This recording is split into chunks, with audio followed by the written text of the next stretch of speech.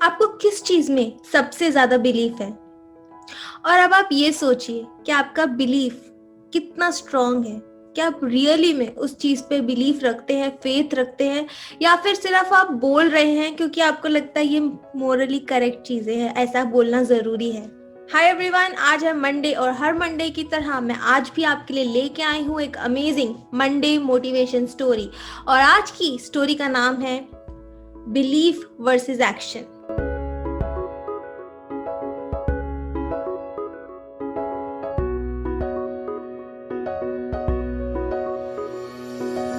मेरा नाम है प्रतिष्ठा भल्ला, मैं हूँ आपकी माइंड एंड मेमोरी कोच।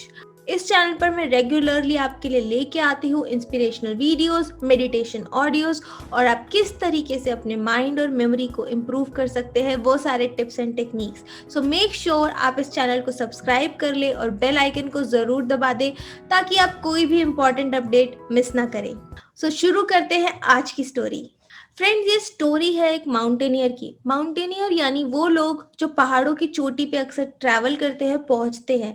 और ऐसा ही एक व्यक्ति था जो कई बार माउंटेन क्लाइंब कर चुका था और अब उसमें बहुत कॉन्फिडेंस आ गया था कि वो किसी भी पहाड़ की चोटी पे चढ़ सकता है। उसके अंदर आत्मविश्वास इतना बढ़ चुका था कि एक बार वो एक पहाड़ के पास पहुंचा और उसने वहीं के वहीं डिसाइड किया कि अब मैं इसकी चोटी तक पहुंच के रहूंगा।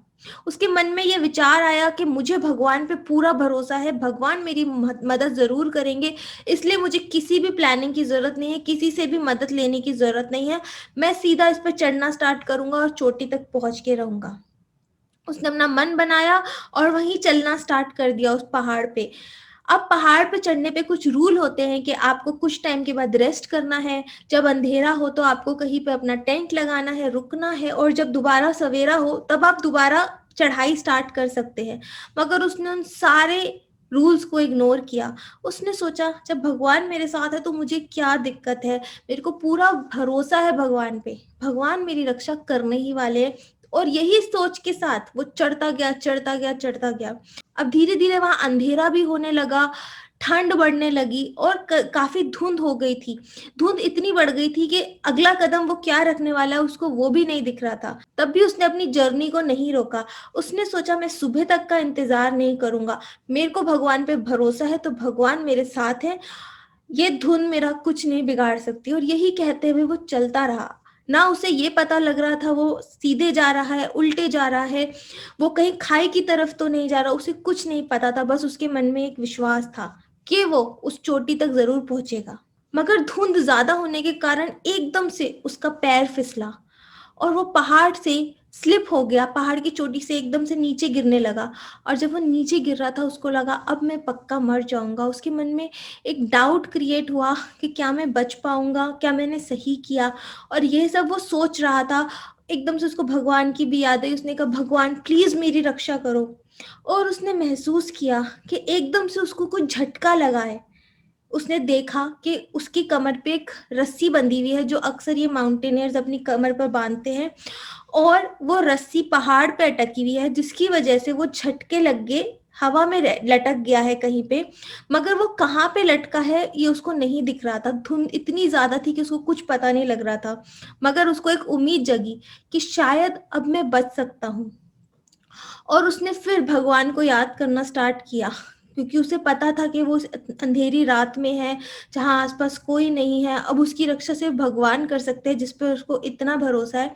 उसने बोलना स्टार्ट किया भगवान प्लीज मेरी रक्षा करो, प्लीज मेरी रक्षा करो, आप ही मुझे बचा सकते हो, मुझे आप पे पूरा भरोसा था, आप मुझे कुछ नहीं होने दोगे। और जब वो ये सब बोल रहा था एकदम से आकाशवाणी सी हुई और भगवान आए खुद से वहां पे उससे बात करने। और उन्होंने उससे बोला कि तुम सच में मुझ पे इतना भरोसा करते हो कि मैं तुम्हें बचा लूंगा? Are you sure? तो उस लड़के ने बोला हाँ, मुझे आप पे पूरा भरोसा है, मेरे को आप पे पूरा बिलीफ है। तो भगवान ने बोला जैसा मैं बोलूंगा क्या तुम बिल्कुल वैसा करोगे? लड़के ने बोला हाँ, मैं बिल्कुल वैसा करूंगा जैसा आप बोलोगे। तो भगवान ने बोला ठीक है, तुम्हारी जेब में एक चक्कू पड़ा है, उस चक्कू को निकालो और इस रस्सी को काट दो। अब वो लड़का बहुत सोच में पड़ गया।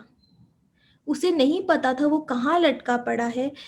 ऊपर कहाँ पे वो बीच में अटका है पहाड़ के, कोई वहां पे उसे देख रहा है या नहीं देख रहा है। उसको डर था कि अगर उसने रस्सी काट दी तो कहीं वो खाई में गिर के मर ना जाए। उसने वो रस्सी नहीं काटी। और अगले दिन एक समाचार आया कि एक माउंटेनियर धुंध की वजह से पहाड़ से गिरा, और वो एक रस्सी से लटका हुआ मिला, जिस रस्सी को उसने बहुत जोर से पकड़ा हुआ था, और ठंड की वजह से उसकी पूरी बॉडी जम गई थी और वहां पे उसकी मृत्यु हो गई। मगर हैरानी की बात यह है कि वो जमीन से सिर्फ 3 फीट की दूरी पे था।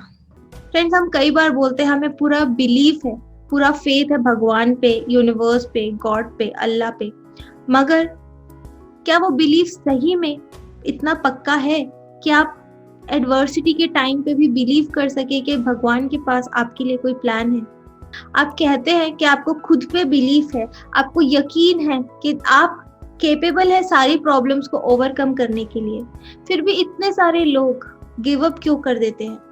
इतने सारे लोग सुसाइड क्यों कर रहे हैं आजकल? जब उनको इतना यकीन है, इतना बिलीफ है अपने आप पे कि वो अपनी सारी प्रॉब्लम्स को ओवरकम करने के लिए रेडी हैं, तो फिर जब एक्चुअली में प्रॉब्लम आती है तो वो ये डिसीजन क्यों लेते हैं? प्रॉब्लम ये है कि हमारे जो बिलीफ हैं, जो हमारे सबकॉन्शियस माइंड में बिलीव्स बने हुए हैं, हम उनके बारे में जानते ही नहीं हैं। हम सिर्फ अपने लॉजिकल बिलीव्स को ही सच मान लेते हैं। हमें लगता है हाँ, लॉजिकली ये चीज करेक्ट है, यानी कि यही हमारा बिलीफ है और यही हमें करना चाहिए। ऑनेस्ट होना चाहिए, सेल्फ बिलीफ, सेल्फ लव होना चाहिए, भगवान पे, यूनिवर्स पे, नेचर पे बिलीफ रखना चाहिए। मगर वो बिलीफ कितना पक्का है ये तब पता लगता है जब हम होप नहीं छोड़ते बुरे से बुरे वक्त में भी, जब हम एक्चुअली में अपनी एडवर्सिटीज को फाइट करने के लिए रेडी रहते हैं, और कभी कभी जब हम उस रस्सी को काटने के लिए रेडी रहते हैं कि गॉड के पास, भगवान के पास हमारे लिए कोई बेटर प्लान होगा।